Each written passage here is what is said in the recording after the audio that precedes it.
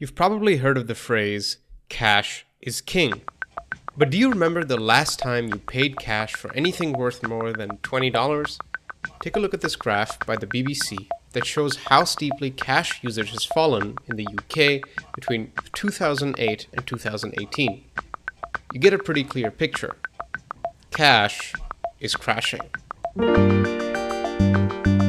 So, what's the reason behind this sudden shift?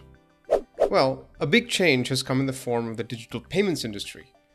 In 2023, the global payments industry processed roughly 3.5 trillion transactions, meaning that some form of electronic payment, whether that's a credit card, Apple Pay, or online payment link, was used roughly 9,589,041 times per day in just 1 year.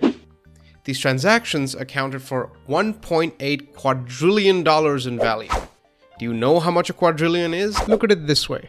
After selling his soul, Mr. Beast is currently valued at roughly about $1 billion. With $1.8 quadrillion, you could get him to sell out over 1.8 million times. But what does this mean? Who is profiting off this gajillion-dollar industry? Is it private equity? Is it hedge funds?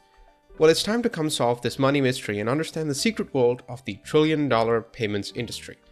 As a start, it's important to understand how the payment process works and how companies make money off of it. Imagine you're on an online bookstore and want to buy a book. You choose the book and click Buy Now and enter your card details. This is the first step, transaction initiation. Your card information is then sent to the payment gateway, which is like a secure bridge between the bookstore and the rest of the payment processing system. The gateway then encrypts your data and sends it to your bank because they're the ones who issued your credit card. Here, your bank is kind of like Commodus in the movie Gladiator, and it decides whether or not the transaction goes through. It does this by checking your account balance or your credit limit and generally looks for any red flags that might suggest fraud. Once the bank makes its decision, it sends an authorization response, and it sends this through the chain to the card network, and then to the business's bank, and then finally to the online bookstore. This entire round trip for your information happens in roughly 2 to 3 seconds. However, even after you've paid for your book and are standing anxiously on your porch for the delivery man like an impatient child, the bookstore still hasn't received your money. That's because instead of transferring funds for each individual purchase, transactions are typically grouped together and settled at the end of the day. Think of it like a restaurant tab. You order drinks and food throughout the night, but you settle the entire bill at the end rather than paying for each item individually. Companies like Square, Stripe, Adyen, and Braintree have gotten so good at this that they are processing billions of transactions each year. Stripe alone processed over $1 trillion worth of transactions by itself in 2023. That is 1% of the entire world's GDP. But by itself, that doesn't really mean anything.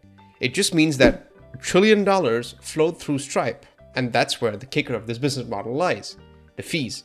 Essentially, when a payment goes to a processor, they take a small percentage of each transaction.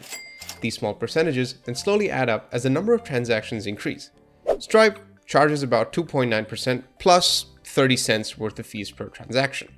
Considering they processed over $1 trillion worth of money in 2023, well, you can do the math.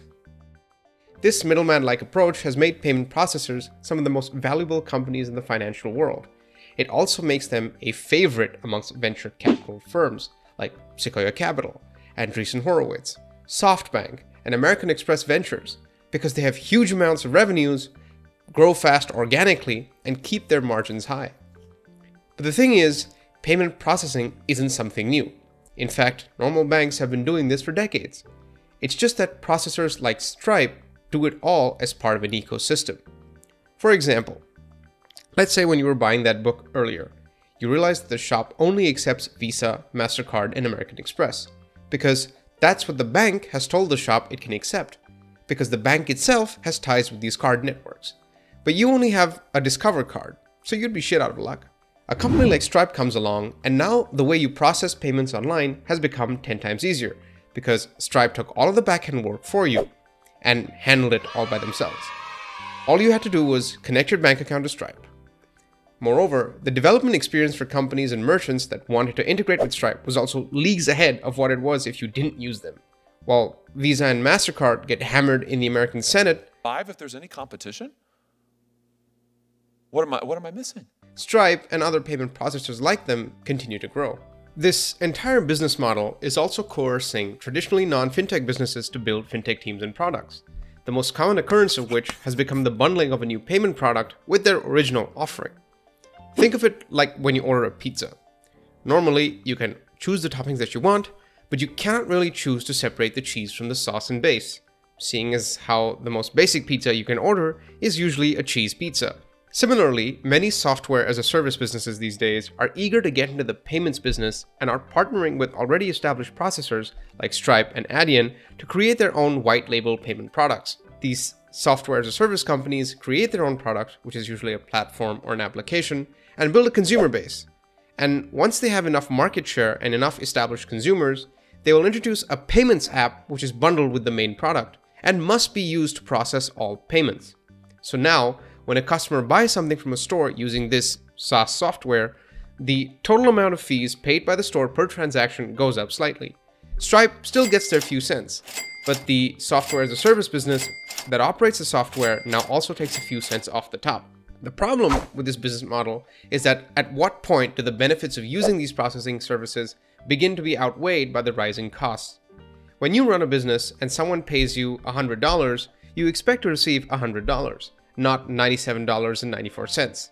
Although the logic would be the same if the companies just sent you the $100 and then charged you a separate fee later on in the month, the psychological effect of receiving less money on a transaction you just conducted might prove to be a bigger hurdle than expected. For now, the gravy train for payment processors is just beginning, because historically cash-heavy markets like India, Indonesia, and Brazil are all quickly adopting digital payments where companies like Razorpay and CC Avenue have already taken hold. Well done! You've now solved the mystery behind the payments industry. Thank you for watching. Make sure you subscribe to keep solving some more money mysteries.